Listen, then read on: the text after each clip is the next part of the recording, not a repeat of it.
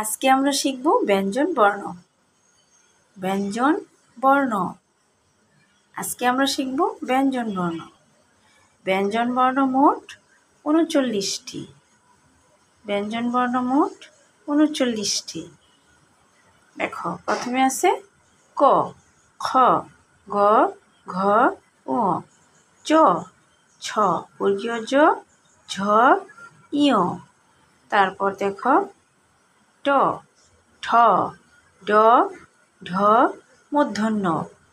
তারপর দেখো ত, থ, দ, ধ, দন্তান্ন। এরপর প, ফ, ব, ভ, ম, অন্তস্থ জ, র, ল, তালব্যস্য, মূর্ধন্যস্য। তারপর দেখো দন্তস্য, হ, ঢ ঢ, অন্তস্থ, খণ্ডত্ব, অনস্বর, বিসর্গ, চন্দ্রবিন্দু। ব্যঞ্জনবর্ণ মোট ৩৯টি। ব্যঞ্জনবর্ণ মোট ৩৯টি।